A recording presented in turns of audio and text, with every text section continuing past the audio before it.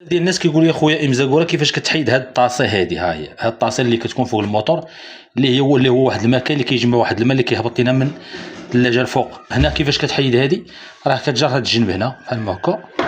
ها شو هاي، وملي تبغي تركب ركب هاد الجنب هو الاول هنا، ها هو ودفع. ها شو طريقه سهله، ما كاينش طريقه سهله وماشي شي حاجه اللي سهله. يلا السلام عليكم.